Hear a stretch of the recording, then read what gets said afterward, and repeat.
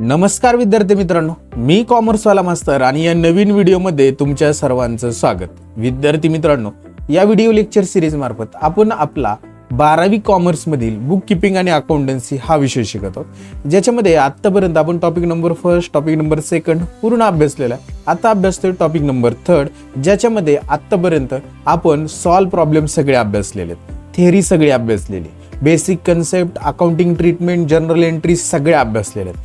हे जर तुम्ही बघितलेलं नसेल तर या व्हिडिओची त्या व्हिडिओच्या प्लेलिस्टची लिंक मी डिस्क्रिप्शन बॉक्समध्ये देत आहे, तिथे जाऊन तुम्ही ते बघू शकता।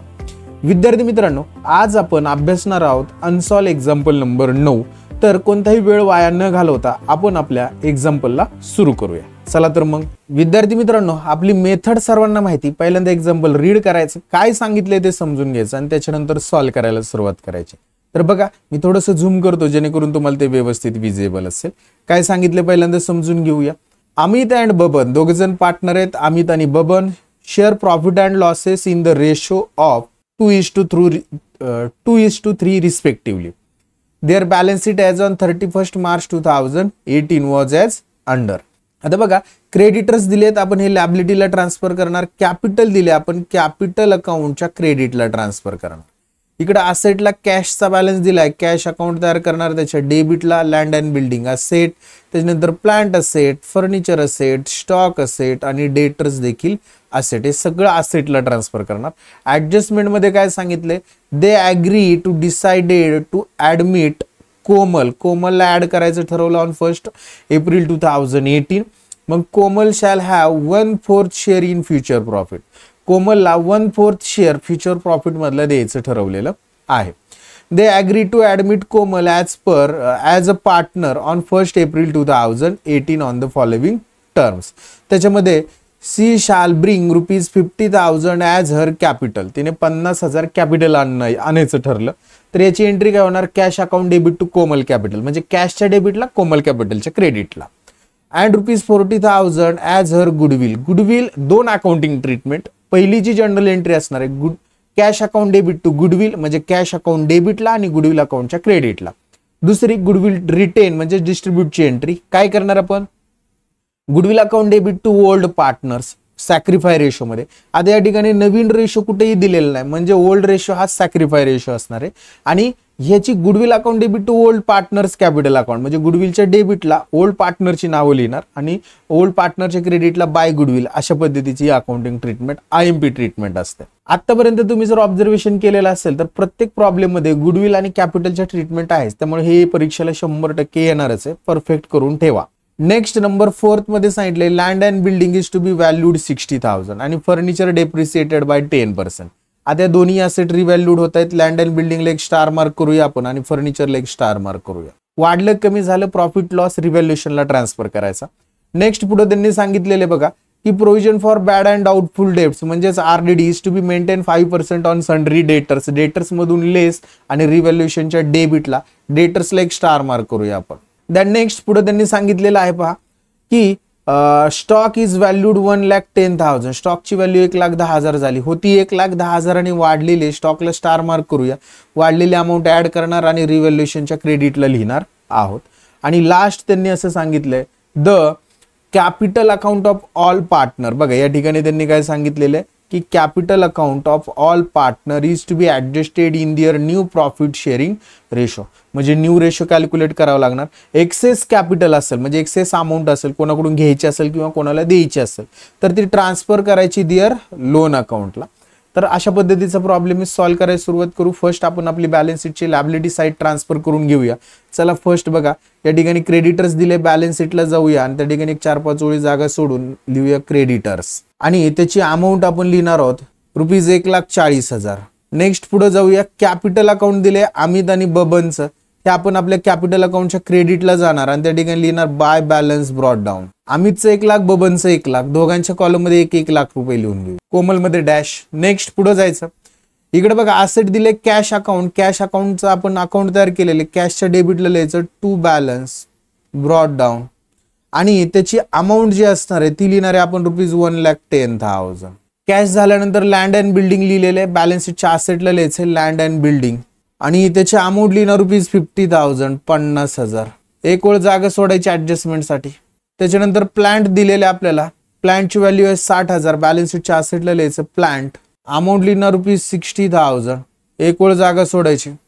प्लांटवर ऍडजस्टमेंट नाही त्याच्यामुळे हे प्लांट आपण डायरेक्ट आउटरला लिहूया ₹60,000. त्याच्यानंतर पुढे जाऊया.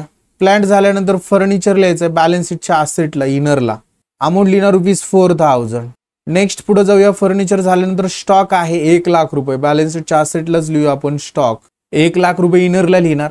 आणि नेक्स्ट डेटर्स दिलेत 16,000. बॅलन्स शीटच्या असेटलाच लिहिणार डेटर्स इनर कॉलमला, अमाऊंट लिहिणार ₹16,000. एक वेळ जागा सोडायची ऍडजस्टमेंटसाठी. अशा पद्धतीने सगळे असेट ट्रान्सफर केलेले आहेत. आता आपण काय करायचं, खाली जे आपल्याला ऍडजस्टमेंट दिले त्याच्यामध्ये पहिल्या ऍडजस्टमेंटमध्ये त्यांनी इन्फॉर्मेशन दिली की कोमलला ऍड केलं 1/4 शेअरसाठी, त्याची काही इफेक्ट होणार नाही. सेकंड ऍडजस्टमेंटमध्ये त्यांनी असं ठरवलं की 1 एप्रिलला ऍड करायचं, खाली काही गोष्टी दिल्या त्याचा काही इफेक्ट होणार नाही. तिसऱ्या ऍडजस्टमेंटमध्ये काय सांगितलं, शी शाल bring ₹50,000 as her capital, ₹50,000 capital म्हणून आणले. कॅश आली, कॅशच्या डेबिटला लिहायचं टू कोमल कॅपिटल, अमाऊंट लिहिणार ₹50,000. आणि सेकंड इफेक्ट, कोमल कॅपिटलच्या क्रेडिटला by cash oblique bank account, amount लिहिणार ₹50,000 50,000. नेक्स्ट आणि त्यांनी असं सांगितले की ₹40,000 and ₹40,000 her share of goodwill, 40,000 goodwill आणलेले. पहिल्यांदा गुडविल आणलं, cash account debit to goodwill, कॅशच्या डेबिटला टू गुडविल अकाउंट, अमाऊंट लिहिणार ₹40,000. आणि गुडविल अकाउंटच्या क्रेडिटला by cash oblique bank account, amount लिहिणार आहे ₹40,000. याचा दुसरा इफेक्ट म्हणजेच या गुडविलचा अकाउंटिंगची दुसरी ट्रीटमेंट. तर याच्यामध्ये एंट्री काय होणार आहे, गुडविल डिस्ट्रीब्यूट किंवा रिटेनची. Goodwill account debit to old partner, म्हणजे गुडविलच्या डेबिटला आपल्याला काय करावं लागेल, ओल्ड पार्टनरची नावं लिहावी लागतील. मग गुडविलच्या डेबिटला लिहायचं to Amit capital and to Baban capital account.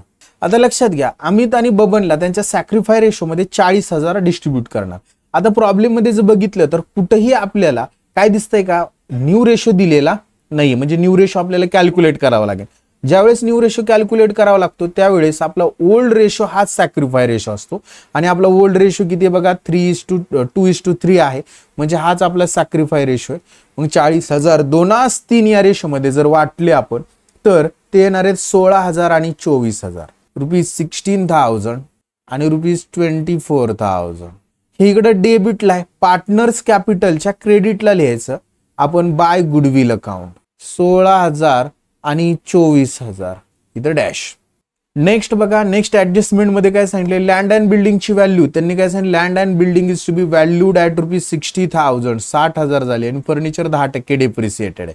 आपण लँड अँड बिल्डिंग 60,000 झाली, लँड अँड बिल्डिंग बॅलन्स शीटच्या असेटला लिहिले, त्या ठिकाणी जायचं आणि त्या ठिकाणी आउटरला लिहायचे 60,000. इनरला बघा 50,000 वाढलेली ऍड ॲप्रिसिएशन, अमाऊंट लिहिणार 10,000, 10,000 वाढली 10,000 ऍड होणार. आणि हे 10,000 प्रॉफिट आहे आपल्या रिव्हॅल्युएशनच्या क्रेडिटला by land and building, amount लिहिणार ₹10,000. नेक्स्ट पुढं फर्निचर डेप्रिसिएटेड 10%, बॅलन्स शीटच्या असेटला जायचं, त्या ठिकाणी लिहायचं लेस डेप्रिसिएशन ॲट 10%, 4,000 वर 10% ₹400, आउटरला 3,600. आणि दुसरा इफेक्ट, प्रॉफिट अँड लॉसच्या डेबिटला असेट कमी होते टू फर्निचर अकाउंट, अमाऊंट लिहिणार ₹400. झालं 3 number adjustment complete, 4 number adjustment complete केली. 5 नंबरला बॅड डेप्स प्रोव्हिजन आहेत बघा, provision for bad and doubtful debts is to be maintain at 5% on sundry debtors. Sundry debtors balance शीटच्या असेटला आहे, त्या ठिकाणी जायचं आणि लेस म्हणायचं डेटर्स मधून लेस RDD ॲट 5%. 16,000 वर 10% 1,600, 5% 800 वजा होतील 15,200 आउटरला येईल. ₹800 लॉस आहे रिव्हॅल्युएशनच्या डेबिटला टू RDD, अमाऊंट लिहायची ₹800. नेक्स्ट पुढे जाऊया, स्टॉकची व्हॅल्यू दिलेली आपल्याला 1,10,000, बॅलन्स शीटच्या असेटला जायचं, ज्या ठिकाणी स्टॉक दिलेला आहे त्या ठिकाणी आउटरला लिहायचे 1,10,000. इनरला स्टॉक आहे 1,10,000 आणि वाढलाय, ऍड म्हणायचं त्याला इन्क्रीज, अमाऊंट लिहिणार ₹10,000. आणि ₹10,000 फायदा आहे रिव्हॅल्युएशनच्या क्रेडिटला बाय स्टॉक, अमाऊंट लिहिणार ₹10,000 10,000. नंबर 6 सुद्धा ऍडजस्टमेंट कंप्लीट केली. त्याच्यानंतर त्यांनी असं सांगितलेलं आहे बघा प्रॉब्लेम मध्ये, द शेवट पॅराग्राफ मध्ये, the capital account of all partner is to be adjusted in new profit sharing ratio. आता याची वर्किंग नोट करावी लागणार आहे. वर्किंग नोटला नाव द्यायचं. आपण ही न्यू रेशोची तर केलेलीच. सुरुवातीला आपल्याला न्यू रेशो कॅल्क्युलेट करावा लागणार आहे. न्यू रेशो कसा कॅल्क्युलेट करायचा ते बघूया. फर्स्ट वर्किंग नोटला नाव द्या कॅल्क्युलेशन ऑफ न्यू रेशो. याच्यामध्ये ओल्ड रेशो लिहून घ्यायचा 2:3 आहे जुना फर्म मधला, जुन्या पार्टनरचा. आणि शेअर ऑफ न्यू पार्टनर, नवीन पार्टनरला 1/4 शेअरसाठी घेतलंय त्यांनी. मग आपल्याला फर्स्टली बॅलन्स रेशो काढावा लागेल. Balance ratio is equal to formula लिहून घ्यायचा 1 minus share of new partner. मग 1 आणि नवीन पार्टनरचं शेअर आहे 1/4 म्हणजे 1/4. तर मायनस केलं तर बॅलन्स रेशो राहील 3/4.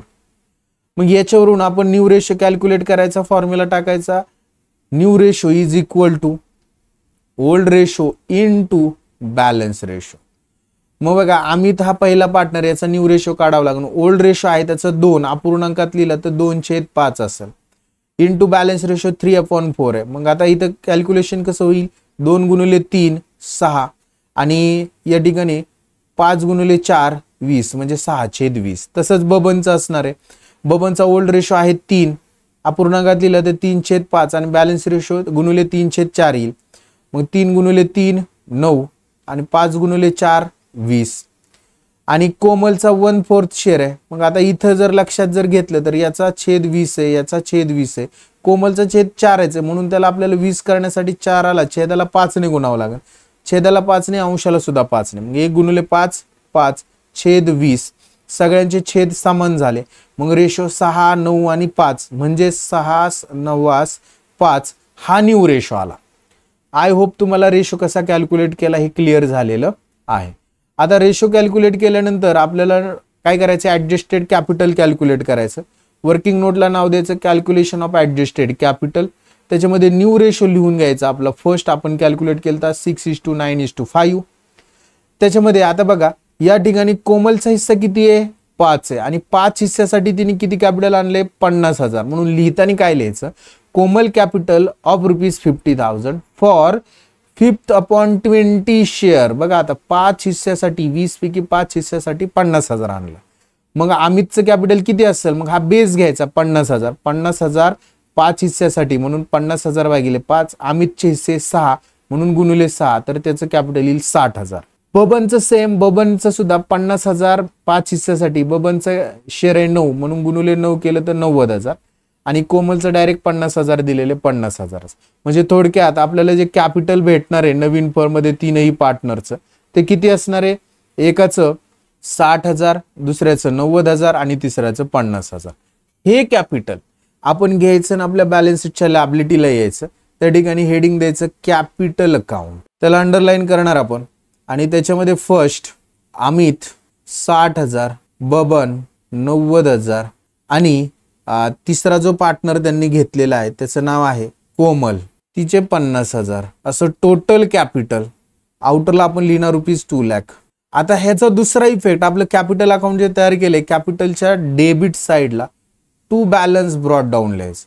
अमितचं लिहिणार आपण 60,000, बबनचं 90,000 आणि कोमलचं 50,000. अशा पद्धतीने हे कॅपिटल आपण लिहून घेतलं.